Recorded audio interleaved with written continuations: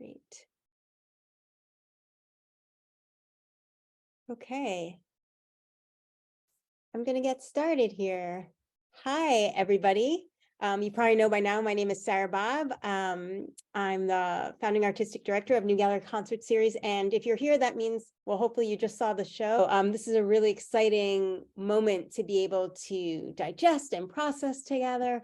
And I'm just so thrilled to have been able to work with everyone here and that you all came. This being virtual, it's always nice to connect somehow, even from far away. So yeah, thank you. Let's get started. So as I said before, this is the first time everyone has here that you see besides me has actually seen the whole thing. So let's start with Ola, our artist here. I don't know if you want to say anything about your own process or your work, but how was that seeing all of that, put to music? Did it resonate with you? Were you surprised? Is it, yeah. Yeah, it was really interesting to see how the musicians interpreted the message that I was sending out with each piece. So there was one that I found a little surprising, which was the Death Valley painting. And it felt like that sound was really tense and like there was a struggle happening in the music, which was like it felt like there were these two sides sort of opposing each other, which I thought was a really interesting interpretation of that piece. Yeah, it was really just thrilling to see, the work out there and people responding to it. And to the improvisers, so we have here, unfortunately, Danny Rivera couldn't be here tonight, neither could Angélica Negrón or my partner, Scott Quade, who did a lot of the video editing. I'm sorry they're not here tonight, but for the improvisers who are here, Trant, Pong Liu, Friedland, what was like, now obviously you knew what the art was because all of your improvisations were based on the artwork, so you knew the work, but what was it like to see it, formatted that way? And also, by the way, I know they were all improvisations. I was in the room wowed while you were doing it, but I have to say now I've listened to that, putting it together with the art so many times, they don't feel like improvs anymore. They feel so like completely 100% structured, written out pieces. I know them so well. And I'd love to hear what you think. I spent a lot of time looking at the work before we did it, just on the website, on your website, just to get an idea of kind of the whole the bigger picture of that selection of pieces. And one thing that was really great was then when we went into the hall, having the images much larger. We had them back on the screen, kind of bigger than life, and you could really delve into the mood of each one, I think, that way very well. So I think just by looking at the paintings, I didn't necessarily have an idea of what I was going to play, but it just gave me more context to work with, especially once the other musicians were playing, to fit in things that I would like to fit in that I felt worked with the color palette and the different moods of the pieces. So yeah, and it was really fascinating and really fun to work with everybody that day, and to also work with the art. It was great. Yeah, I'll just pick up on something Aaron said. You said it was incredibly fun. I will second that. Incredibly challenging, I thought too. I hadn't done anything quite like that. So really unique. The paintings were so evocative. So gave us a lot to start with. So really surprising though. You don't know what's going to happen at all. And even though I'm a jazz pianist and improvising is what I do, it's not in that context where it just you don't know the shape or the harmony, or if there's going to be harmony at all, or what texture. But once the pieces get going, I thought it was really wonderfully assembled ensemble there by Sarah. I don't know where exactly you got the this instrumentation from, but it was felt like the perfect vehicle to perfect team for the job there. So just really thrilled, and it was so fun to see it back too, because like it's now just like a vague recollection. You hear it and it's like, oh yeah, that's what happened. And, it's kind of really neat to um, get an outside perspective actually, is which is very different from whatever thoughts you had while you were playing it. So yeah, let's do this again next week. There's a question in the Q&A. Oh, hold on one second. I just want sorry. Chapong to say. Oh, sorry.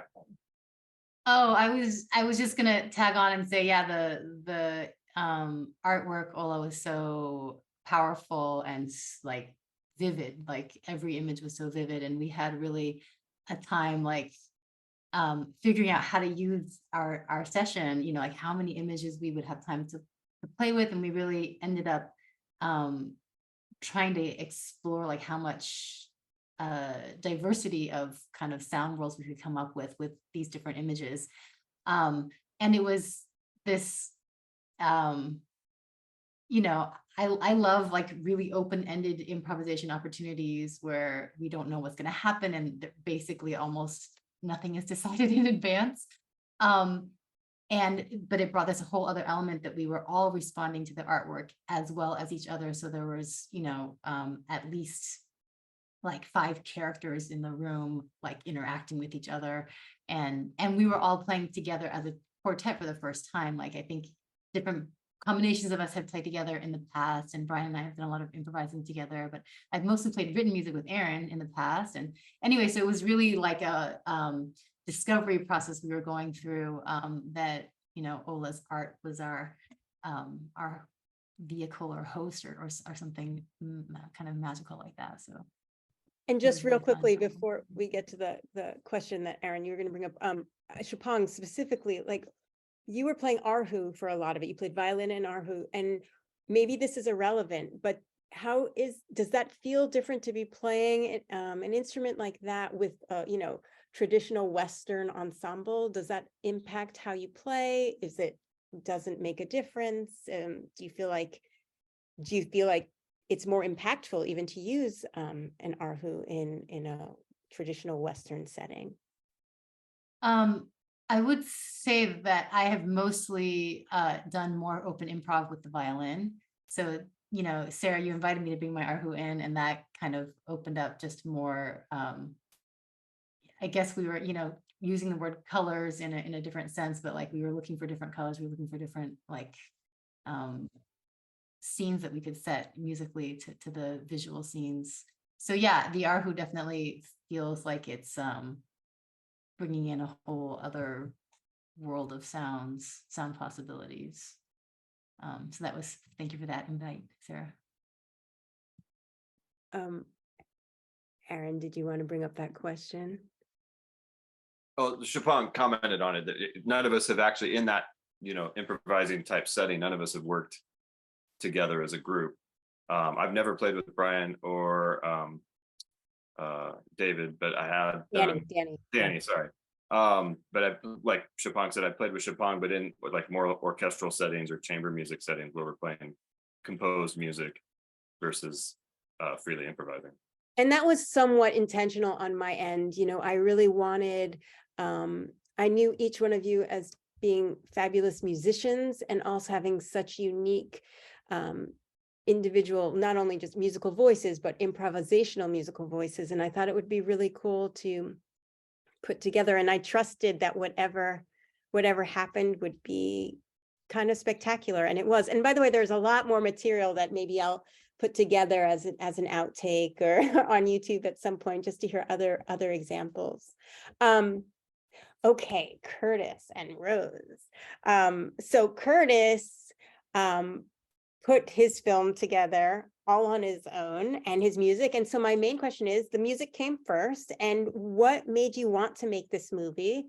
And Rose, how does this project stand out for you with all your many other projects? I mean, you have many varied projects. Like what, how does this all fit in for both of you?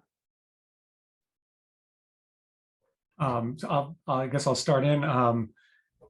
It definitely was not something I would have predicted that I would be doing, kind of this sort of video art but the pandemic changed everything. And I had all of the studio footage from the recording sessions, and I had sort of started to learn during the pandemic how to edit video from the studio footage together of other pieces of music. And then my daughter, Ariana Hughes, who's not here tonight, but who says hello to everybody, decided that she wanted to take it a step further and make sort of an art movie, an art film. And Rose was obviously already involved in the project and was quickly cast. And mid-COVID, where we only felt safe being outdoors in January of 2021, Ariana, with me as assistant, did a session in the woods, which you've seen a lot of the results of. But Ariana and I had both underestimated the scale of a project like this, and she was home for a while due to COVID from college, and that was a project that she wasn't able to resume. And I mentioned in an offhand way, maybe I could do it. And it was a surprise to me, she was okay with that idea. So online courses in video editing and lots of trial and error and lots of kind of working through technical problems I wouldn't have even understood the terms of before. This was a slow moving long-term project.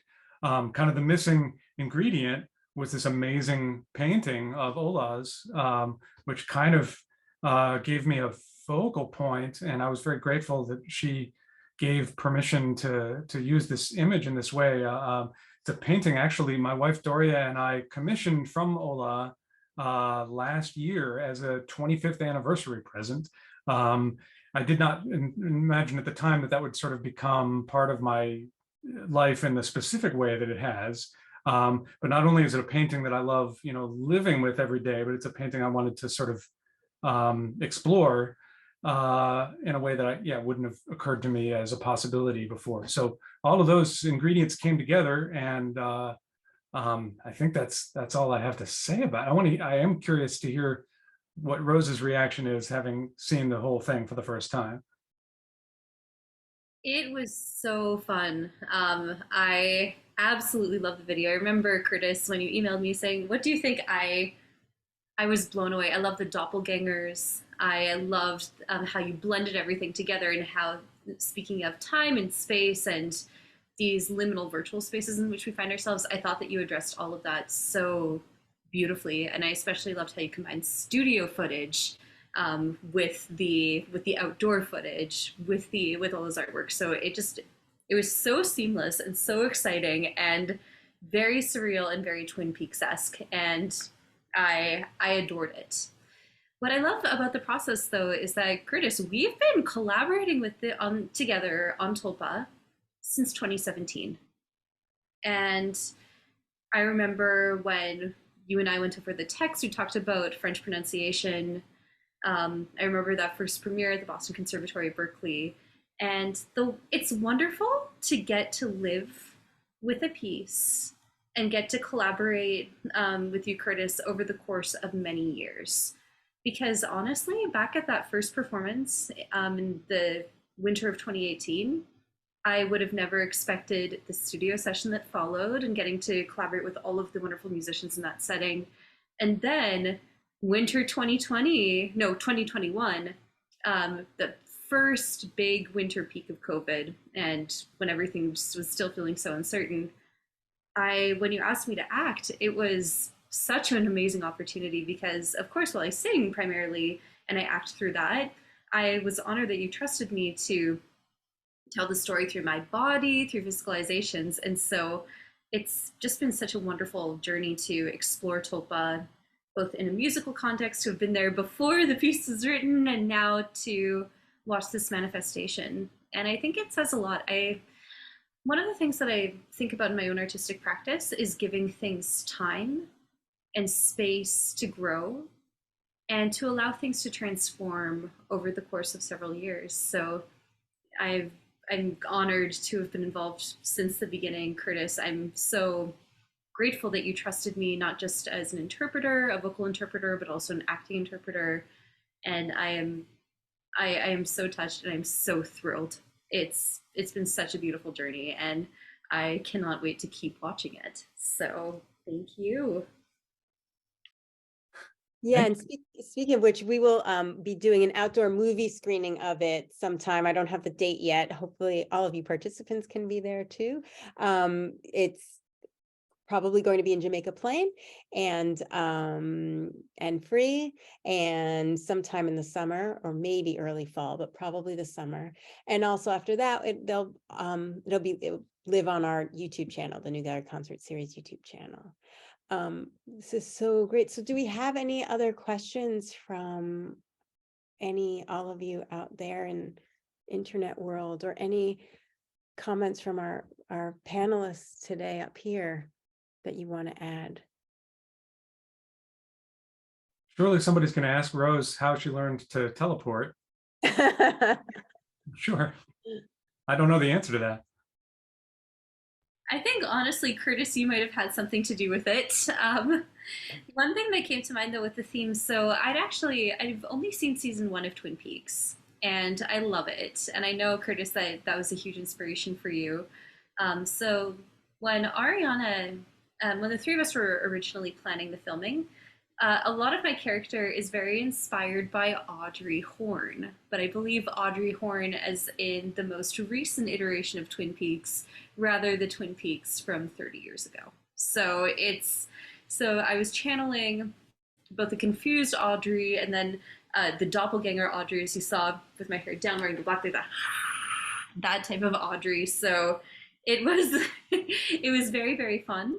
One thing I am glad about, Curtis, is that you did not include any, and this is also on this, any fingernails in this interpretation of Twin Peaks. There's a very, I was very grateful for that. But I loved the imagery. I love the sense of time falling apart, and the doppelgangers especially. There's a lot of that aesthetic and a very fun quality with that.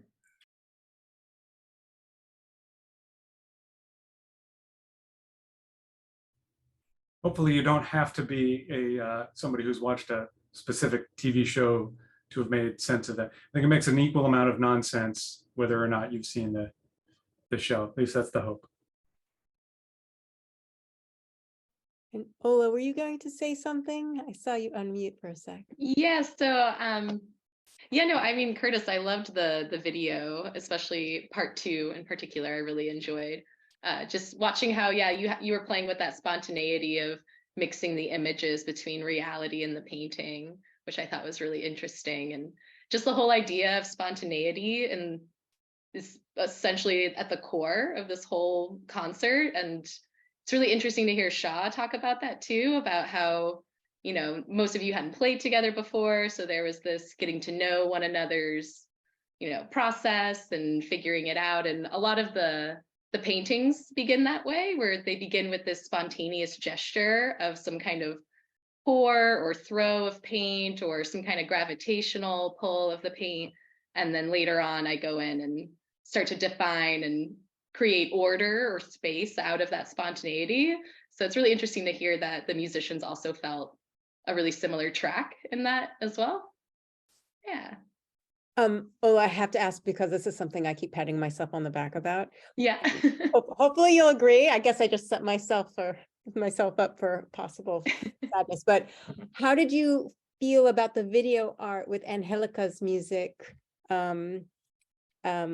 I pieced a few of those things together to then, and I'm sorry, maybe I'm bragging, but my favorite part is when there's this slight change in the music, and I don't know what happens on your end, what you did in the video, whether your arm goes across the screen, but at the same time, there's like a swoosh, and it just makes the whole thing so much more exciting to me. I find that moment very, I don't know, there's an awe every time when those two things come together, and I'm curious, how did that resonate for you? That was a fun surprise. I'm here watching with a few friends, and we all reacted to that. It felt like the sound was sliding over an edge, which in reality, my recording device was sliding over these two beams that I had laid across, which is part of how I get those gravitational drips. So you get a little peek at some of there's like a little lime green and some purple in there because I use the same pieces over and over again. So several paintings are a part of that. So you get little glimpses of some of the other work. But yeah, I loved how with the sound, the visual slid across and then it dropped down low and the sound really mimicked that. So you felt like you were exploring some kind of real space around. Yeah, I thought it was really great and a really nice surprise and interruption to the more meditative quality of watching the paint spread. Yeah, it was definitely put it in a different, both the music and the art were really transformed to a different place. Not necessarily better or worse, just a different place. I was very moved by that pairing, actually. Yeah, I thought it was lovely. Absolutely lovely. I'm so glad. And I believe it's in the chat, but Ola's work is for sale, and you could visit her studio, right? Am I speaking? Sure, yeah. Visit her studio or check out her website. Obviously, and Tulpa is also, the music is also for sale. I believe you all have with your tickets, you have also the program notes, which has all this information in it. I highly recommend you check it out, and all of these incredibly musicians out, their information is in there too. Yeah, I feel really happy, and I'm so thrilled about it all. Oh, and just briefly, how I got to know Ola's work is actually because I saw in Curtis's home this beautiful commissioned work, and they were singing her praises. And sure enough, I checked out the website, and it just worked so well with the ideas we had for this season and this particular event. Though certainly once I spoke with Ola, it made the theme it solidified the theme for us. And so the fact that also that Danny Rivera, Aaron Trant, Pong Liu, Brian Friedland were able to come together with such open hearts and open ears and big eyes and put it all together. I mean, I selected these particular improvisations. Some of them were actually part of a huge one long set, and I cut it. But I do hope, with their permission, that I'll be able to put some of them all up with an image, other images of Ola's that they were inspired by. It was really essentially me saying, hey, I love you all. Okay, you chose which art pieces we're going to do. Great, go. And that was it. That's what you heard. And I find that incredibly inspiring. So thank you. And thank you all. Well, thank you, everybody. If there are no more questions, I look forward to seeing you all in real time and space and in person, including all of you who have attended. Our next event is April 13th in person with visual artist Mary Ince and visual artist Cicely Carew, where Aaron and I, right there, Aaron Trant and I, as primary duo, will be doing piano and percussion. We'll be doing a full program, 100% of world premieres by Michael J. Veloso, Elena Rohr. Why am I blanking on everyone else? Aaron, help me out here. Anthony R. Green. Oh my gosh, Anthony, how could I do that to you? And Aaron, help me. Who's the fourth person? Why am I having a brain meltdown? My brain's melting too. No, we cannot get off the Michael J. Veloso. Not Ivy. Anthony R. Green, Elena Rohr. Oh my gosh, Beth Denish. Beth Denish, I love you. Yes, duh, yes. And it's going to be great. And what's very exciting is all of these composers have such incredible, unique voices. And I'm so excited about the artwork. And hopefully we'll see you all in person at Pickman Hall at Laundry School of Music. Thank you, Laundry School of Music of Bard College, for partnering with New Gallery Concert Series. Thank you to the board. Thank you to all the participants and all of you for coming. So please stay in touch. I'd love to hear back from you all. If you want to send me an email, newgalleryconcertseries@gmail.com. Let me know your thoughts, and hope to see you in April. Thank you, everyone. And thank you, Hannah, for taking care of this webinar too, and everything. And Scott Quade and David Mather. Thank you. Thank you. Thank you. Thank you, Sarah. Thank you, Ola. Thank you. Thank you, everyone. Thank you. Thanks, everyone. Thank you all so much. That was truly a pleasure. Thank you.